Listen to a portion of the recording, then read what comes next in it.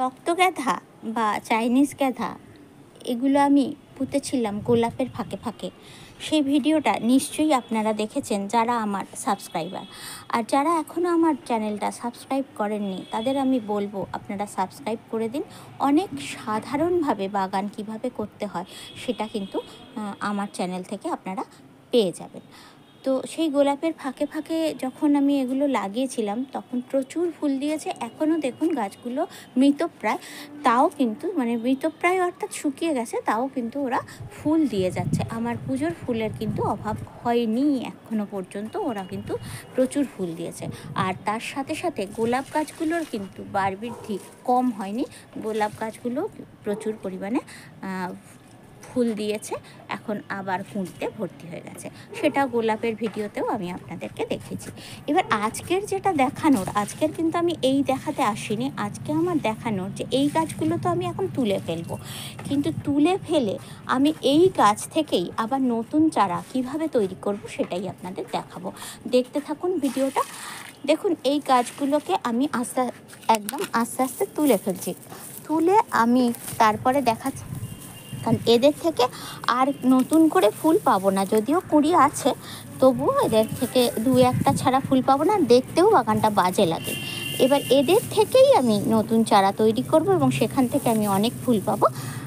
এই শীতে তৈরি করে নিজের বাগানেই ছিল গত বছরের গাছ, সেই গাছ থেকে চারা তৈরি করে গাছ করলাম, আবার সেই গাছই এখন তুলে নিচ্ছি, ফুল ফোটা হয়ে গেছে তুলে নিচ্ছি, আবার সেই গাছ থেকেই আবার নতুন করে চারা তৈরি করব এবং এই শীতেই আবার ফুল পাবো।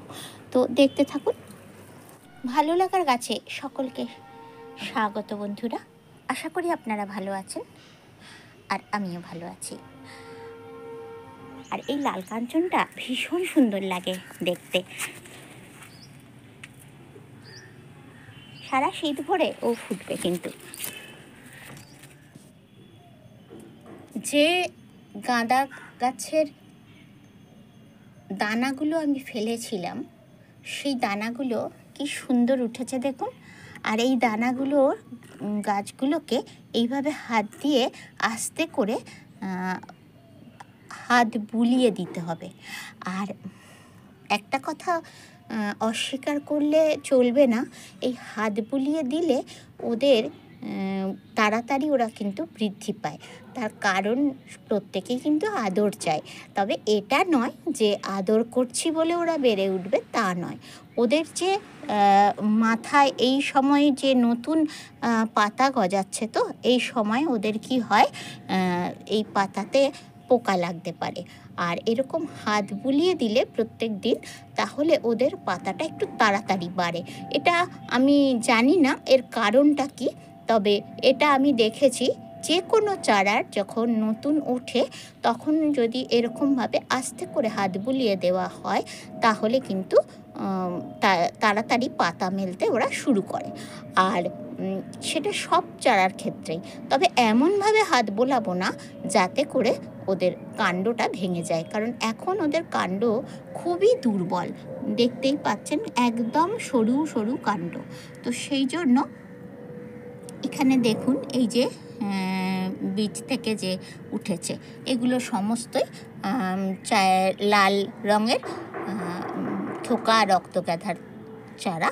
এবার এইভাবে আপনারা পুজোর ফুলটাকে শুকিয়ে নিয়েও কিন্তু চারা তৈরি করতে পারেন। পুজোয় যে গাঁদা ফুল ব্যবহার করা হয়, আমরা বড় বড় যে মালাগুলো কিনে আনি, সেই বড় ফুল আপনারা কিন্তু শুকিয়ে নিয়ে চারা করতে পারেন।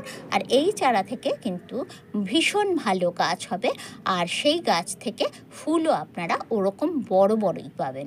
গাঁদা গাছ বিশেষত এই সময়টা বসালে চাইনিজ গাঁদা কোনো সমস্যা হবে না, কারণ আমরা তো সারা বছরই দেখতে পাই যে ফুলের দোকান থেকে গাঁদা ফুলই আমরা কিনে আনি এবং ঠাকুরের পুজো করি। তাই জন্য এরকমভাবে গাঁদা গাছ আপনারা করে, এই যে শুকনো গাঁদা গাছের ডালগুলোকে, এগুলোকে কিন্তু আমি ফেললাম না, এই সমস্ত শুকনো গাঁদা গাছের ডালগুলোকে শিকড় শুদ্ধ একটা টবের মধ্যে আমি ভরে দিলাম, আর এর মধ্যে দিয়ে দিলাম আমার অন্য টবে থাকা মাটি। একদম দেখুন যে মাটিগুলো শক্ত, হয়ে রয়েছে সেই ধরনের মাটি এটাতে চাপা দিয়ে দিলাম। এর মধ্যে আমি কিন্তু অন্য যে কোনো সবজি চাষ করতে পারি। হয়তো আপনারা ভাবছেন যে এটা আবার কি ধরনের কথা, এই কতগুলো শিকড় শুদ্ধ শুকনো ডাল, তার উপরে একটা এরকম চাই ধরানো মাটি, এর মধ্যে আবার সবজি চাষ কি? আর দিয়ে দিলাম ভরপুর জল, একদম ভর্তি করে, কারণ এখানে কোনো গাছ নেই যে গাছটা আমার জলে জন্য কোনো সমস্যা হবে। দেখুন আমার কীরকম ওয়েল ড্রেনেজ সিস্টেম, এই গাছ টবটা থেকে কিন্তু সম্পূর্ণ জল পড়ে যাচ্ছে, কাজেই আমার ড্রেনেজ সিস্টেম কিন্তু খুব ভালো হয়ে রইল। আর তার ফলে এখানে যে গাছই আমি লাগাই না কেন সেই গাছটা কিন্তু খুব ভালো হবে। আর মাটিগুলো ভরপুর জল দিলাম যাতে এই মাটিগুলো ভিজে যায়। আর যেহেতু শুকনো ডাল দেওয়া আছে, গাছ দেওয়া আছে, সেহেতু মাটিগুলো 2-3 দিনের মধ্যে বসে যাবে। আর বসে গেলেই এই টবটার উপরে আমি গাছ লাগাবো এবং এর মধ্যে সারযুক্ত আমার যে মাটি, সেই মাটি একটু দিয়ে দেবো আর মিশ্র জৈব সার দিয়ে দেবো। কী গাছ লাগাই সেটা অবশ্যই আমার ভিডিও ফলো করুন। যে টবটায় আমি গাঁদা গাছ, শুকনো গাঁদা গাছগুলোকে ফেলেছিলাম এবং তার মধ্যে একটা শুধু মাটি দিয়ে দিয়েছিলাম, তাতে একটা কপি গাছ আমি বসিয়েছিলাম এবং সেই কপি গাছটা 2টো পাতার কপি গাছ ছিল এবং সেই গাছটা কীরকম তরতাজা হয়েছে দেখুন। আমি একসাথে 2টো গাছ বসিয়েছিলাম, একটা হচ্ছে এই গাছটা আর একটা হচ্ছে এই গাছটা। এটা শুধু মাটিতেই বসিয়েছিলাম, সারযুক্ত মাটিতে। গাছটার অবস্থা দেখুন, গাছটা বাঁচবে না, গাছটাকে তুলেই ফেলে দিতে হবে। আর এই গাছটা দেখুন কতগুলো শিকড়যুক্ত গাঁদা গাছের মধ্যে আমি এক টুকরো মাটি দিয়ে বসিয়ে রেখেছিলাম, এখনও কোনো সার দিইনি, আমি সারযুক্ত মাটি দেব বলেছিলাম। এবারে আমি ওকে একটু সার দেব।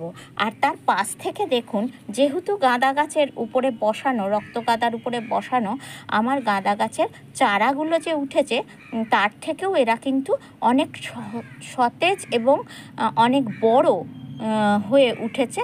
খুব দেখুন ওরা এক্ষুনি রিপোর্টিং করে দিতে হবে ওদেরকে, আর ওদের থেকে আমি কিন্তু খুব তাড়াতাড়ি ফুল পাবো। তাহলে বুঝতেই পাচ্ছেন যে গাছের শিকড়, গাছ, পুরনো গাছ, শুকনো গাছ এগুলো না ফেলে আমরা যদি টবে সেগুলোকে দিয়ে আর মাটি দিয়ে লাগিয়ে, অল্প একটু মাটি দিয়ে লাগিয়ে দিই, তাহলে বিনা সারেই গাছ কিন্তু খুব ভালো হবে। আর সার তো অবশ্যই দেব, কিন্তু ওখান থেকেই আমাদের কম্পোস্ট সার, যে গাছ নষ্ট হয়ে যায়, ওই মানে দারুণ মাটি ছাড়া গাছ হয় না, এটা কিন্তু ভুল ধারণা, একেবারেই প্রমাণিত। আমি আপনাদেরকে সেটা দেখিয়ে দিলাম। সুস্থ থাকবেন, ভালো থাকবেন, আর আমার চ্যানেলটা সাবস্ক্রাইব করে অবশ্যই আমাকে উৎসাহিত করবেন।